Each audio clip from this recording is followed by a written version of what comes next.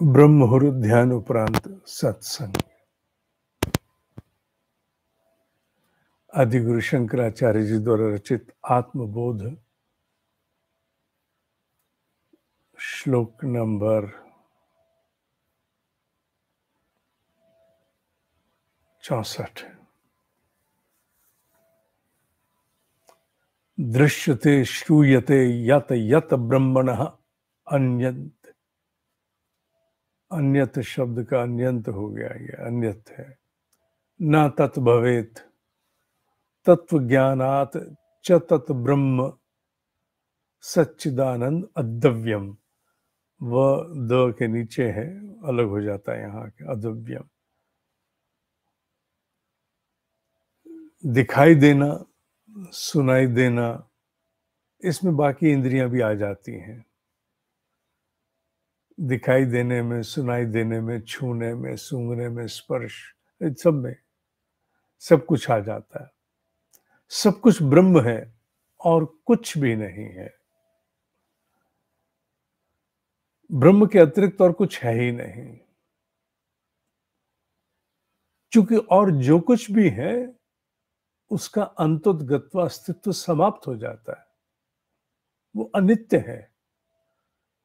क्या ब्रह्म है या नहीं है, इसका मूल सूत्र एक ही है। जो सदा है, सदा के लिए ब्रह्म। जो नहीं रहने वाला, वो ब्रह्म नहीं है। और जो कुछ भी है जागतिक, माने जगत से संबंधित, वो सब कुछ ब्रह्म नहीं, पर हां ब्रह्म के होने से वो है। इसका उदाहरण पीछे भी दिया। जिस प्रकार लोहे की गेंद में अग्नि जब प्रवाहित हो जाती है तो उसको एक नया स्वरूप देती है, लाल कर देती है, और उसमें इतनी गर्मी भर देती है। करता कौन है? अग्नि। उस लोहे की गेंद का बस का नहीं था। ठीक उसी प्रकार इस पूरे जगत की रचना, इसको स्वरूप देना, अस्तित्व देना, ये केवल ब्रह्म है। ब्रह्म के अतिरिक्त और कुछ नहीं है। इस अद्वैत भाव को प्रदान करने का ब्रह्म ऋषि का भाव एक ही है। बार बार एक ही बात को दोहराया गया, जिससे चित्त का भटकाव समाप्त हो। भटका हुआ चित्त जो ना जाने कहां कहां किस किस भेद विभेद में ही अपने आप को संतुष्ट मानता है, तृप्त करता है, समाधान खोजता है, वो कहीं एक पर आए, एक पर टिके। ये ठीक है, आदि गुरु ने तो नहीं कहा, पर मैं एक बात को कह सकता हूं कि भले वो एक इष्ट हो, पर चेष्टा होनी चाहिए कि हम एक पर टिकें। जब बच्चा छोटी कक्षाओं में होता है तो सब्जेक्ट सारे पढ़ाए जाते हैं। बड़ा होता है तो फिर अपनी स्ट्रीम चुनता है, कौन सी स्ट्रीम में जाना है, और फिर उसी में आगे विकसित होता चला जाता है। सुपर स्पेशलाइजेशन का तात्पर्य क्या? एक ही स्ट्रीम में रह जाना और कुछ नहीं, और उसी में बहुत थोड़े में बहुत कुछ जानने की चेष्टा करना। एक साधक को भी धीरे धीरे अद्वैत के अंतर्गत इसी प्रकार गति करनी है। और ये सारी बातें मिलकर के एक ही बात समझाती हैं, उसके अतिरिक्त और कुछ नहीं।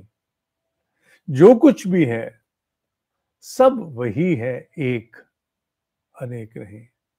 और जो इस सत्य को जान जाता है, तत्व ज्ञानात, जो इस तत्व को जान गया, इस सत्य को जान गया, च तत् ब्रह्म सच्चिदानंद अद्रव्यम, वो जान जाता है कि वो एक है जो सत चिद आनंद स्वरूप है, परिपूर्ण है, अकाट्य है। वही है तो सब है, वही है तो सब है, सत्य है, अर्थात अकाट्य है। अनेक इसके शब्द दिए जा सकते। प्रकाश स्वरूप है तो अस्तित्व उसी से है, आनंद स्वरूप है तो परिपूर्ण है, वो अकाट्य है, वही अस्तित्व है और वही परिपूर्ण है। और वो एक है, अद्वयम, वो अनेक नहीं है, वो एक ही है।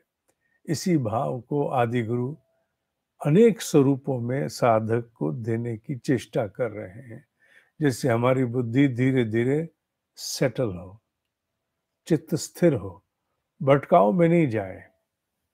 हर घड़ी उठने वाली आवश्यकताओं की पूर्ति के लिए भटकाव में नहीं जाए, एक स्थान पर टिके।